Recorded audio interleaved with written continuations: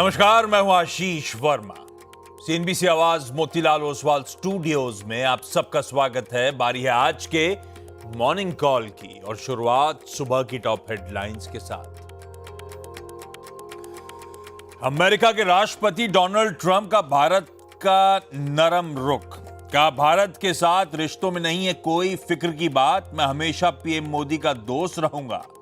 PM Modi ने कहा, राष्ट्रपति ट्रंप की भावनाओं का पूरा समर्थन, ग्लोबल स्ट्रैटेजिक पार्टनर है दोनों देश।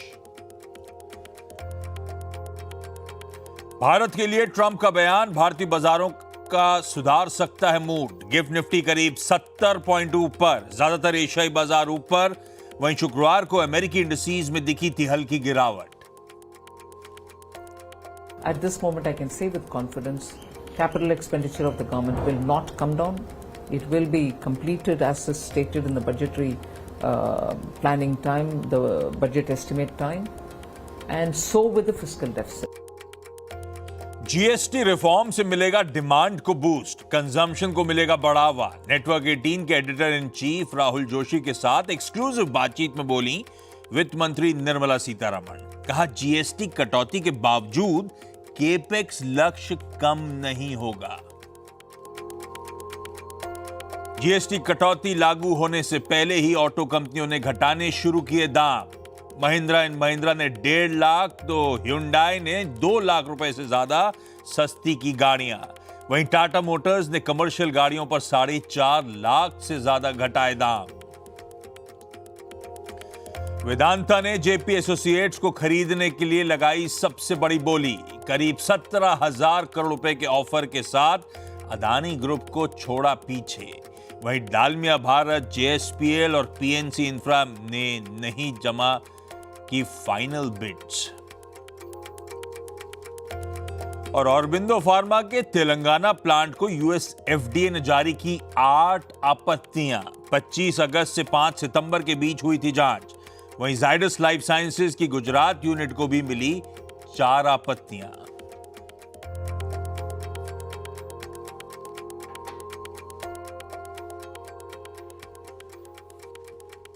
चलिए, सोमवार की सुबह, इट्स मंडे, और तैयारी कर लीजिए एक और इंटरेस्टिंग हफ्ते की। सबसे इंपॉर्टेंट, टैरिफ्स। वो इंडिया यूएस की उस फंड पर प्रोग्रेस में कुछ, वो क्या कहते हैं, रिलेशनशिप में कुछ थॉ से मेरा मतलब फ्रेंडलीनेस बढ़ती है नहीं बढ़ती, वार्मथ और बढ़ता है नहीं बढ़ता। सबसे इंपॉर्टेंट ये डेवलपमेंट्स होंगे जो बाजार के हम सब वैसे भी पैनी नजर रख रहे होंगे। अगले हफ्ते यूएस फेड की 2 दिनों की वो ऑल इंपॉर्टेंट बैठक शुरू होगी, जिसपे वो लोग ब्याज दरों पर फैसला लेंगे। अटकलों का बाजार खूब गर्म होता चले जा रहा है, तो उन तमाम डेवलपमेंट्स पे बाजार क्या भुना रहा है उस पर सबकी नजरें होंगी। और हाँ, एक चीज ध्यान रखिएगा, वो रिजर्व बैंक ऑफ इंडिया ने वो हॉलिडे मुंबई के लिए शिफ्ट कर दी थी, मिलादुल नबी की। तो आज मनी मार्केट्स बंद है, यानी कि करेंसी मार्केट्स की छुट्टी है, यानी कि ट्रेडिंग और सेटलमेंट हॉलिडे हमारे यहां। जहां तक भारतीय बाजारों की बात है, कुछ क्लियर कट डायरेक्शन नहीं है। एक ब्रॉड रेंज में कन्फाइंड है, कह लीजिए कंसोलिडेशन के फेज से लंबे अरसे से गुजरते हुए भारतीय बाजार। कोई किसी सेशन बुल्स के नाम, कहीं बियर्स की डोमिनेंस, इस तरह से एराटिक बिहेवियर है। हो क्या रहा है, प्रॉफिट टेकिंग, कह लीजिए प्रॉफिट बुकिंग हायर लेवल्स पे आ रही है और बायर्स डिफेंड कर रहे हैं की सपोर्ट लेवल्स को। काफी दिनों से यही कहानी है भारतीय बाजारों की। हाँ, अंडरटोन कॉशियस है, वो हमने फ्राइडे को होता हुआ देखा। फ्राइडे का इंट्राडे सेशन प्लीज स्क्रीन पर रखिएगा। सुबह सुबह क्या आया था, अपडेट्स ऐसी आई थी कि ट्रंप एडमिनिस्ट्रेशन सर्विसेज पे टैरिफ्स लगाने की तैयारी कर रहा है। ऐसी अटकलें, कोई बाजार गर्म हुआ, आईटी के पसीने छूटे, पूरे बाजार में नर्वसनेस देखने को मिली। हां, क्लोजिंग होते होते क्लैरिटी आई कि नहीं, ऐसा कुछ फिलहाल है नहीं, तो एक रिस्पाइट प्ले आउट होता हुआ, मतलब ऐसा कहीं कोई ऑफिशियल एडमिनिस्ट्रेशन से कमेंट आए ही नहीं थे, तो रिस्पाइट फिर फाइनली प्ले आउट हुआ और सेशन की समाप्ति हमने फ्लैट बंद होते हुए देखी। लेकिन इंटरेस्टिंग था वो फ्राइडे का सेशन। उसके बाद लेकिन बहुत इंटरेस्टिंग डेवलपमेंट्स हुए, उस पर जाऊंगा मैं हॉर्माज के साथ, अदरवाइज यहीं पे पूरी कहानी सिमट जाएगी। हेडलाइंस में प्रोड्यूसर साहब ने मेंशन भी करा है, तो सिलसिलेवार तरीके से समझेंगे हॉर्माज से कहानी है क्या, ये टैरिफ फ्रंट पे क्या चल रहा है, यूएस इंडिया रिलेशनशिप के अपडेट्स क्या हैं, और इसके अलावा वो जो ऑल इंपॉर्टेंट जॉब्स डेटा वगैरह आना था, मैं बात छेड़ रहा था अगले हफ्ते की फेड बैठक की, वो सब इंपॉर्टेंट डेटा पॉइंट्स हैं हमारे सामने, तो हॉर्माज से डिटेल में चर्चा होगी। लेकिन पहले गिफ्ट निफ्टी के क्यूज दिखाइए, बड़ा सदा हुआ सा रिस्पॉन्स है, 60 पॉइंट, शुरुआत 80 पॉइंट के आसपास गैप के साथ हुई थी, अब वो 60-65 पॉइंट के आसपास फुस होता हुआ 1/4% उछाल के साथ कामकाज की शुरुआत होगी। दरअसल आपके एशियन पीयर्स भी आपकी स्क्रीन पर आएंगे। पूरा एशिया, जापान तो अच्छा मूव दिखा रहे हैं, बाकी एशिया भी एंड लाइन हमारी तरह ही मूव दिखा रहा है, फ्लैट से इन ग्रीन या कहीं अच्छा ग्रीन, इस तरह का मूड है। यूएस के मार्केट्स फ्राइडे को फ्लैट से %0.5% का दबाव दिखा रहे थे, पर मूड कुछ हद तक एशिया का बेहतर है, हम बेहतर कर रहे हैं, तो ऐसा वो टैरिफ और रिलेशनशिप वाला मामला दिख नहीं रहा है स्क्रीन पे। ग्लोब तो इसीलिए उत्साहित होगा कि यूएस में शायद दरों में कटौती और एग्रेसिव हो रही होगी। खैर, ये सब पर्सपेक्टिव में रखते हैं हॉर्माज से। हॉर्माज देख, ग्लोब पर नजर का स्टिंग प्ले आउट करिएगा। ग्लोब हॉर्माज, पहले तो ट्रम्प साहब के स्टेटमेंट्स, हमारा ट्वीट, कहानी है क्या उस फ्रंट पे, और दूसरी तरफ ये जॉब मार्केट वगैरह, जो जो इंपॉर्टेंट पॉइंट्स हैं वो समझाएं। Good morning. गुड मॉर्निंग आशीष। हुआ तो वही जिसका शायद अंदेशा नहीं था किसी को कि डोनाल्ड ट्रंप ने ये बात कही, क्योंकि पिछले ही हफ्ते उन्होंने बात कही कि भारत के साथ हमारे रिश्तों में कोई ऐसी चिंता की बात नहीं है, there is nothing to worry about, उन्होंने कहा। और यही साथ में ये भी कहा कि वो प्रधानमंत्री मोदी के हमेशा दोस्त बने रहेंगे, हालांकि इस वक्त जो वो कर रहे हैं वो उन्हें पसंद नहीं है। और जैसे दिलवाले दुल्हनिया ले जाएंगे में शाहरुख खान भी कहते हैं, बड़े बड़े देशों में छोटी छोटी बातें होती है, वो इस तरह की बात उन्होंने कही कि ऐसे रिश्तों में ये सब चलता रहता है, कोई ऐसी चिंता की बात फिलहाल के लिए तो नहीं है, ये डोनाल्ड ट्रंप ने कहा। और इसका प्रधानमंत्री मोदी ने स्वागत भी किया। उन्होंने भी अपने ट्वीट में ये लिखा था कि हम स्ट्रेटेजिक पार्टनर्स हैं, और डोनाल्ड ट्रंप के जज्बातों का वो पूरी तरह से समर्थन भी करते हैं, और आगे भी एक कॉम्प्रिहेंसिव ग्लोबल स्ट्रेटेजिक पार्टनरशिप को आगे बढ़ाने के लिए वो जो है प्रतिबद्ध है। और इस बात से ये दोनों नेताओं के बीच में बात हुई, लेकिन रिस्पॉन्स अदा हुआ क्यों है? अब अगर इस पूरी दुनिया में कोई ऐसा इंसान है जिस पर आप आंख बंद करके भरोसा ना करें, वो डोनाल्ड ट्रंप है। क्योंकि पिछले हफ्ते ही उन्होंने एक तस्वीर ट्रूथ सोशल पे डाली थी जिसमें प्रधानमंत्री मोदी, शी जिनपिंग और व्लादिमीर पुतिन तीनों थे, और उसमें उन्होंने लिखा था कि हमने भारत को खो दिया है चीन के हाथों, और मैं उन तीनों को मुबारकबाद देता हूँ, आपके रिश्ते अच्छे बने रहे वगैरह वगैरह। और उसके अगले दिन उन्होंने ये बात कह दी। और उसी से पहले उनके जो और इससे एक और चीज़ ये साबित हुई है कि व्हाइट हाउस के जो टॉप ऑफिशियल्स है उसमें उनके कोई पॉलिसी स्टेबिलिटी है नहीं। एक कुछ सोच के कर नहीं रहे, कुछ एक बयान, एक शख्स को एक बयान देता है, दूसरा शख्स कोई दूसरा बयान देता है। और शुक्रवार को ही हावर्ड लटनिक जो उनके कॉमर्स सेक्रेटरी हैं, उन्होंने सीएनबीसी को एक इंटरव्यू में ये कहा कि भारत को आकर सॉरी बोलना होगा डोनाल्ड ट्रंप को कि भाई हमने रशिया से तेल खरीदा वगैरह वगैरह।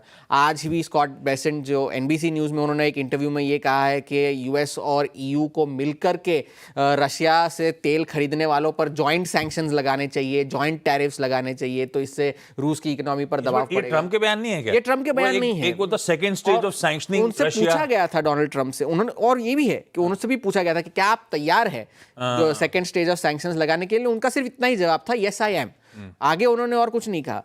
तो यही बात है कि वहां पर पॉलिसी स्टेबिलिटी नाम की कोई ऐसी चीज है नहीं। आज एक बयान है, कल दूसरा बयान है, तो इसको बहुत ज्यादा रीड थ्रू ना करे, ट्रक फुल ऑफ सॉल्ट जिसे कहते हैं उसके साथ ही चले।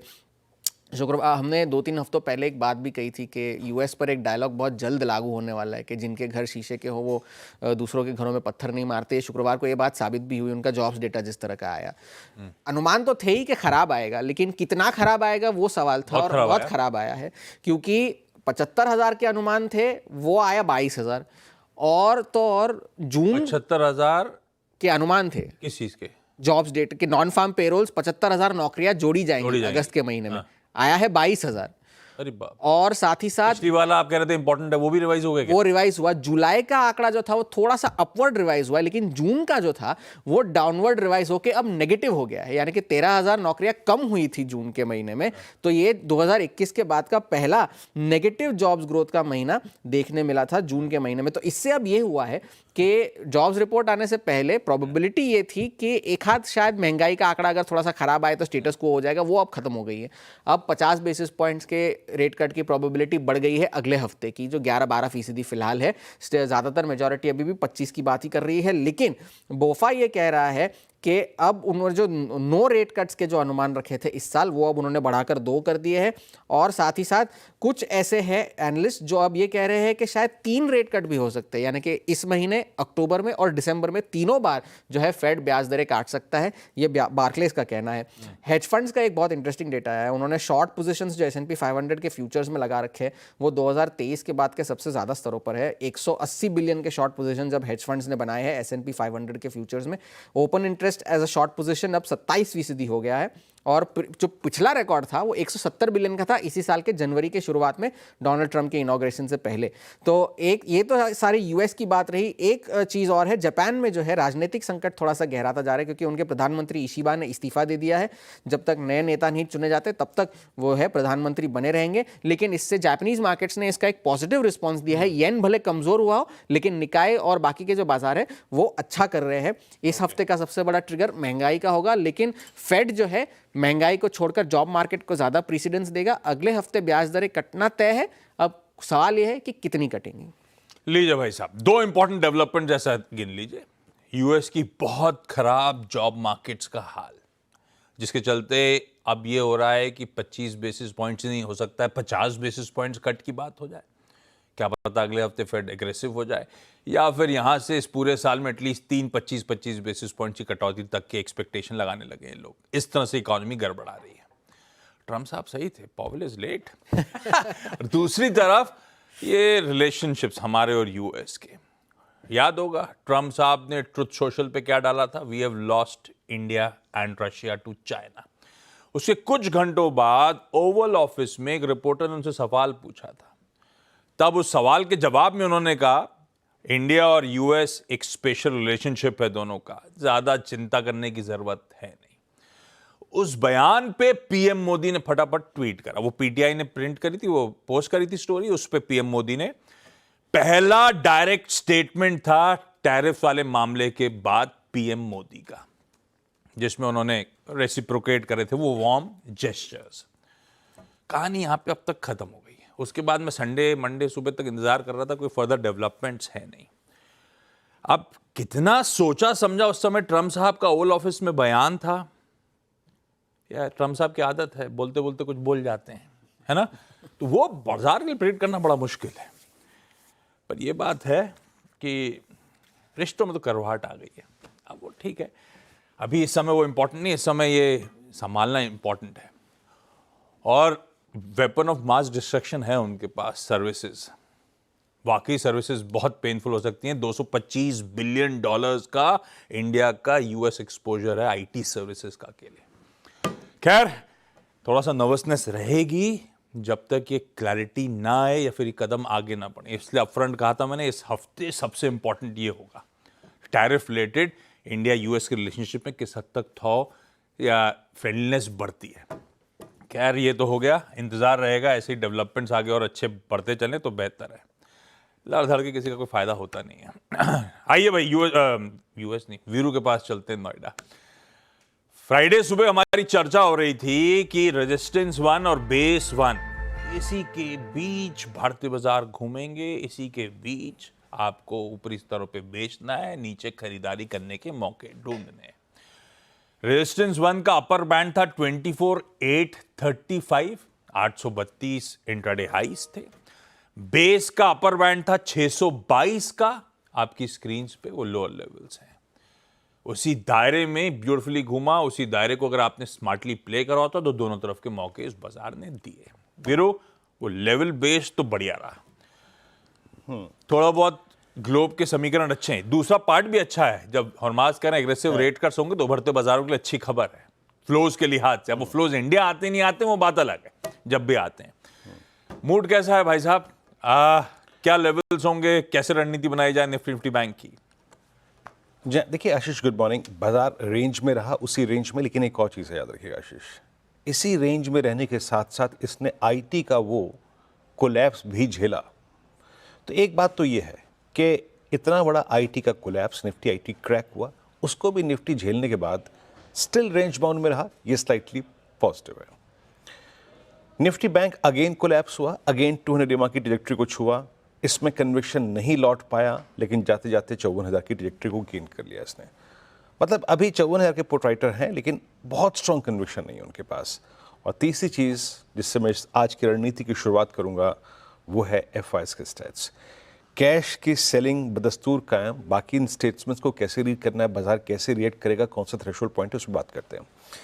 FIs ने 1305 करोड़ रुपए की सेलिंग करी, DIC करीब 1821 करोड़ रुपए की बाइंग थी, नेट कैश बाजार में था लगभग 500 करोड़ रुपए का, दैट्स गुड।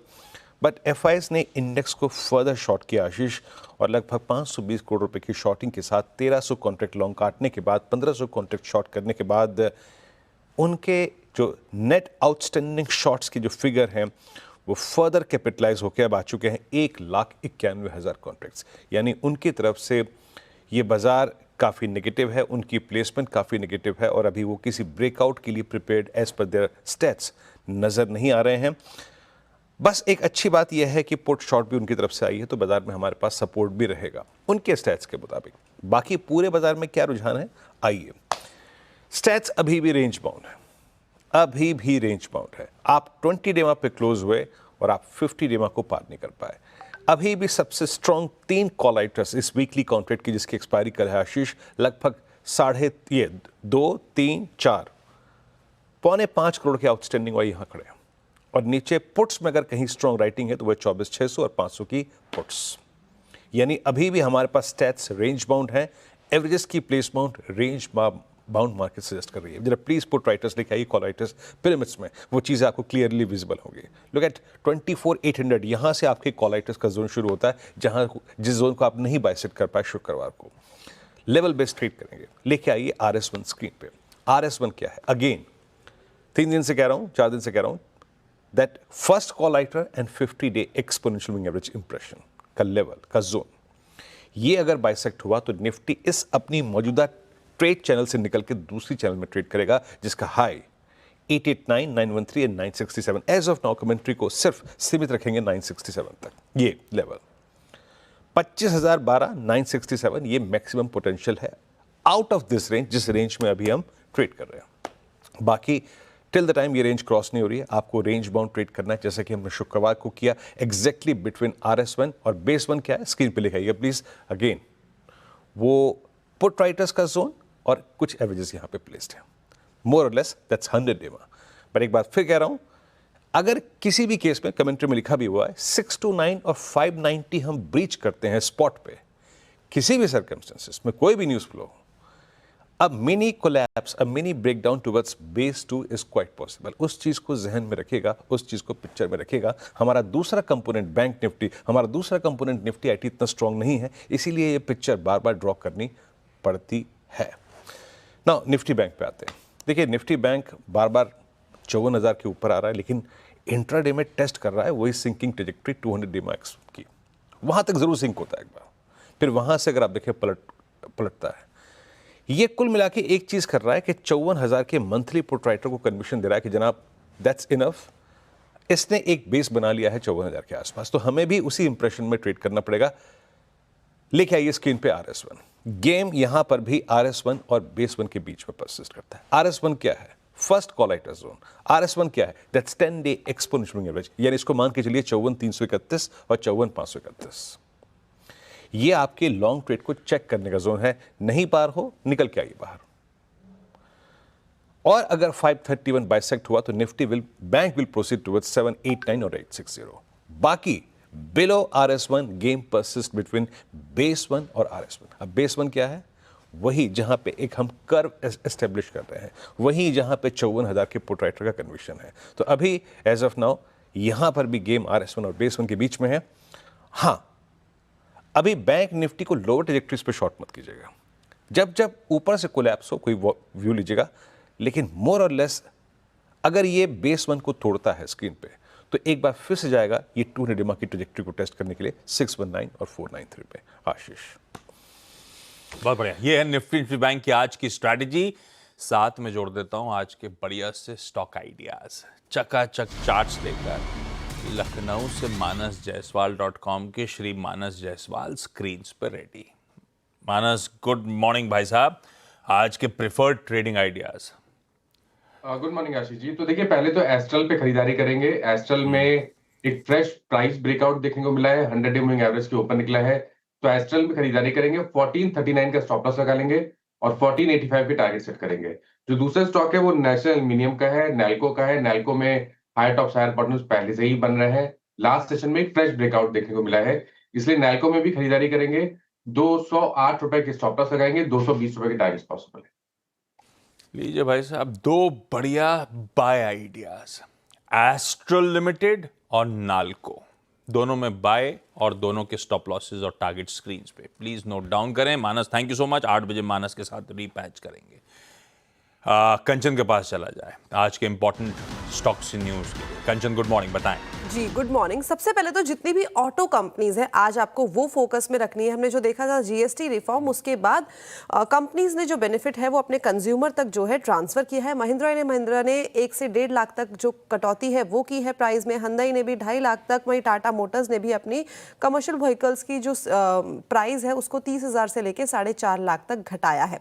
इसके अलावा वेदांता आज आपको फोकस में रखना है, बिकॉज जयप्रकाश एसोसिएट यानी कि जेपी एसोसिएट को खरीदने के लिए ये टॉप बिडर जो है वो बन के साबित हुए हैं। 17,000 करोड़ की जो टॉप बिडिंग है उसके साथ इन्होंने जो अडानी ग्रुप है उसको पीछे छोड़ दिया है। इसके अलावा डालमिया भारत, जेएसपीएल और पीएनसी इंफ्रा भी इस रेस में थे, लेकिन जो उन्होंने फाइनल बिडिंग है उसको नहीं लगाया है और ओपन चैलेंज में जो ये बिडिंग है उसको जीता गया है। इसके अलावा 3 फार्मा कंपनी है जो आज आपको फोकस में रखनी है।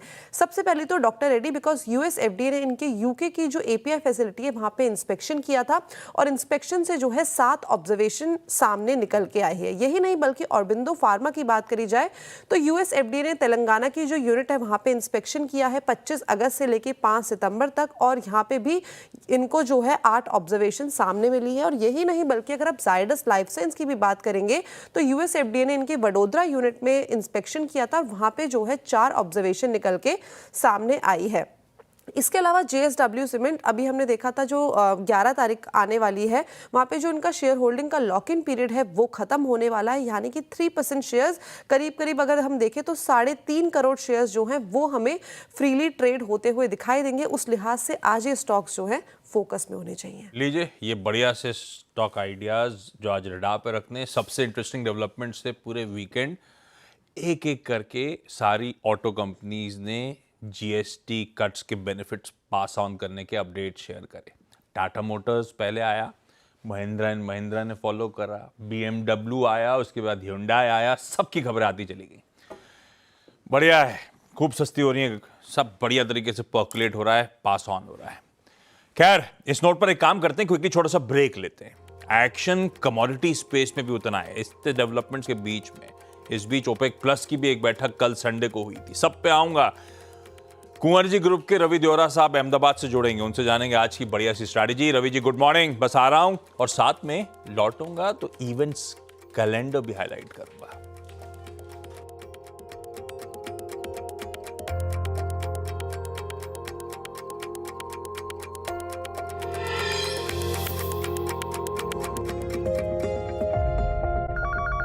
क्या आपको है आकर्षक बचत विकल्पों की तलाश? LIC प्रस्तुत करता है नवजीवन श्री सिंगल प्रीमियम प्लान। एक मुश्त प्रीमियम राशि जमा करें, जीवन बीमा कवर का आनंद उठाएं, परिपक्वता पर गारंटीकृत निश्चित राशि प्राप्त करें, तरलता विकल्प भी उपलब्ध। अभी खरीदें। मौजूदा पॉलिसी धारकों के लिए आकर्षक छूट, नियम और शर्तें लागू। तो अपने सोने को काम पे लगाइए, आज ही कॉल कीजिए 1-800-313-1212 पर।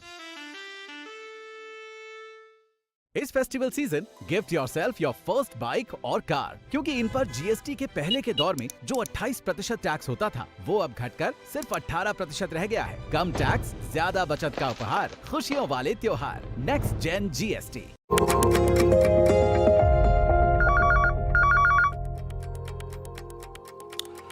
चलिए, ब्रेक के बाद आप सबका स्वागत है। तब और अब की प्लीज डॉक्टर साहब सेकंड प्लेट दिखाइएगा एक बार। बॉन्ड यील्ड्स कूल ऑफ हुए, डॉलर इंडेक्स खैर जस का तस खड़ा हुआ है। कच्चा तेल कूल ऑफ हो रहा है क्योंकि ओपेक प्लस एग्री कर गया है नेक्स्ट वो राउंड ऑफ प्रोडक्शन इंक्रीजेस के लिए। प्रोडक्शन बढ़ रहा होगा, ब्रेंट कूल ऑफ कर रहा है। गोल्ड स्क्रीन्स पर है, बढ़िया $3600 प्रति आउंस के ऊपर कंसोलिडेट कर ही रहा है। गोल्ड अपनी शाइन छोड़ नहीं रहा है। खैर, लेकिन आज कमाई कैसे होगी रवि जी बताएंगे। रवि जी, गुड मॉर्निंग भाई साहब, कहाँ नजर है आपकी, कैसे कमाई करवाओगे? Good morning. ओपेक की मीटिंग के बाद अभी जो टोटल फोकस है वो रशिया के ऊपर जो सैंक्शन है एंड उसके जो बायर्स है उसके ऊपर सेकेंडरी सैंक्शन है उसके ऊपर टोटल फोकस जाएगा। आज एंड कल 2 दिन यूरोपियन लीडर्स है वो सेपरेटली यूएस विजिट करने वाले हैं। अगर इसमें कुछ सैंक्शन डिसाइड होता है तो मेरे हिसाब से फिर से एक रिकवरी लौटेगी और ब्रेंट में आप देखें 65-60 से 70 की रेंज ऑलरेडी बनी हुई है और रेंज के बॉटम के करीब है। तो यहाँ पे मुझे लग रहा है कि दोनों नेचुरल गैस एंड क्रूड आज अच्छे सपोर्ट के साथ ट्रेड करेंगे। क्रूड में भी बाय का ही रिकमेंडेशन होगा। 5400 के स्टॉप लॉस के साथ आप बाय कर सकते हैं एंड टारगेट होगा अपर साइड 5600। बट मेरा प्रेफरेंस आज नेचुरल गैस पे भी होगा। नेचुरल गैस पे आज यहाँ पे बाइंग का मौका ढूंढना चाहिए। 266 के करीब 275 का टारगेट होगा और 263 के स्टॉप लॉस के साथ आप ये ट्रेडिंग स्ट्रेटेजी सितंबर वायदा में बना सकते हैं। और सेकंड रिकमेंडेशन जिंक पे रहेगा क्योंकि अभी मिन्स के जो एक्सपेक्टेशन 0 से 25 बेस पॉइंट्स पे रेट कट के चल रही थी वो अभी 25 से 50 शिफ्ट हुई है। तो मेरे हिसाब से यहाँ पे भी जो डॉलर की वीकनेस है, यील्ड की वीकनेस है, इसका फायदा मेटल में आता हुआ दिख सकता है। एंड यहाँ पे जो टारगेट है वो 277 का होगा और 270-150 के स्टॉप लॉस के साथ आप ये ट्रेडिंग स्ट्रेटेजी ले सकते। लीजिए, दो और बढ़िया आइडियाज वो आए थे इक्विटीज में, एस्ट्रल और नैल्को। कमोडिटीज में आ गए, नेचुरल गैस खरीदना है और जिंक खरीदारी करने का मन। लेवल्स नोट डाउन करिए। Ravi ji, thank you so much जुड़ने के लिए। Thank you. आइए आज का मंडे का इवेंट्स कैलेंडर। भाई, money market holiday, currency markets बंद, क्लियरिंग और सेटलमेंट हॉलिडे, ये ध्यान रखिएगा। ब्रिक्स समिट है। हमारे external affairs minister S Jaishankar साहब उस वर्चुअल ब्रिक्स समिट को एड्रेस करेंगे, रिप्रेजेंट करेंगे इंडिया को। दरअसल ये मीटिंग ब्राजीलियन प्रेसिडेंट लूला साहब ने, जो यूएसए ने टैरिफ्स इंपोज करी हैं, उस बैकड्रॉप पे बुलवाई है। इजराइल के साथ हो सकता है एक बायलैटरल इन्वेस्टमेंट एग्रीमेंट की तैयारी हो रही है। इंडिया इजराइल ये करार कर रहे होंगे। इजराइल के फाइनेंस मिनिस्टर आज से 3 दिनों के भारत दौरे पर है। अब बायलैटरल इन्वेस्टमेंट एग्रीमेंट मतलब बेसिकली जो भी इजराइलियन कंपनीज इंडिया में, इंडियन कंपनीज इजराइल में इन्वेस्ट कर रही होंगी, उनको इंटरनेशनल नॉर्म्स और इंडिपेंडेंट आर्बिट्रेशन का फायदा मिलेगा। एक्स डिविडेंड कई सारे इंपॉर्टेंट स्टॉक्स हैं जो चुनिंदा हैं, वो स्क्रीन पे रख दिए, लिस्ट आपके लिए। और भी लंबी लिस्ट है, अगर आप चाहें तो एक्सचेंजेस पे जाके देख सकते हैं। उज्जीवन स्मॉल फाइनेंस बैंक कर रहा है आज मुंबई में सुबह 11:15 बजे एक प्रेस कॉन्फ्रेंस करेंगे, देखते हैं क्या निकल के आता है। अमंता हेल्थ केयर नाम की कंपनी की लिस्टिंग है आज। 126 रुपए इश्यू प्राइस तय हुआ है और 126 करोड़ रुपए जुटाए। 82 टाइम्स ये आईपीओ भरा था। गुजरात बेस्ड एक फार्मास्यूटिकल कंपनी। आज जापान का जीडीपी आ रहा होगा तो चाइना का ट्रेड बैलेंस, इंपोर्ट एक्सपोर्ट के नंबर्स आने। सुप्रीम कोर्ट में दरअसल केंद्र सरकार चाहती है कि अलग अलग राज्यों में वो न्यू लॉ जो आया है ना, ऑनलाइन मनी गेम्स को बैन करने का, उसके खिलाफ तमाम मल्टीपल हाई कोर्ट्स में प्लीज आई हुई है। वो चाहते हैं सारी प्लीज एपेक्स कोर्ट पे आ जाए, सुप्रीम कोर्ट में सुनवाई के लिए। आनी चाहिए नहीं आनी चाहिए, उस पर सुप्रीम कोर्ट आज फैसला लेगा। कल ध्यान रखिएगा हमारे देश में वाइस प्रेसिडेंट के इलेक्शंस हैं। उससे पहले आज कांग्रेस के चीफ जो है मल्लिकार्जुन खड़गे साहब, वो इंडिया ब्लॉक के एमपीज के लिए दिल्ली में पार्लियामेंट में डिनर होस्ट कर रहे हैं। और आज है international literacy day. Idea basically है कि सब पॉलिसी मेकर्स को, प्रैक्टिशनर्स को रिमाइंड करें, याद दिलाएं कितनी इंपॉर्टेंस है लिटरेसी की जब आप पॉलिसीज फॉर्मुलेट करते हैं। इंटरनेशनली ये डे सेलिब्रेट करा जाता है। खैर, अरे यार, गिफ्ट निफ्टी तो एकदम पस्ती टाइप दिख रहा है, in line with Asian peers. तो ऐसा कुछ बहुत ज़्यादा हम लोग वो वीकेंड के डेवलपमेंट पे शायद अब तक रिएक्ट नहीं कर रहे हैं। होपिंग जब खुलें बाजार तो इससे बेहतर नोट पे तो एटलीस्ट खुल के दिखाएं। लेकिन इस समय स्थिति है 1/4% या 65 अंक मजबूती के साथ हम शुरुआत कर रहे हैं। ब्रेक ले रहे हैं। अरे सॉरी, बताना भूल गया, आज से सीधा सौदा नहीं नजर आएगा आपको। आज से सीधा सौदा की जगह टॉप 20, एकदम सटीक नाम, 20 बढ़िया से स्टॉक्स फुल एक्शन वाले जो आज के सेशन के लिए इंपॉर्टेंट, जो आप और हमको नजर पे रखने चाहिए, उन पर डिटेल्ड कन्वर्सेशन ब्रेक के उस पर।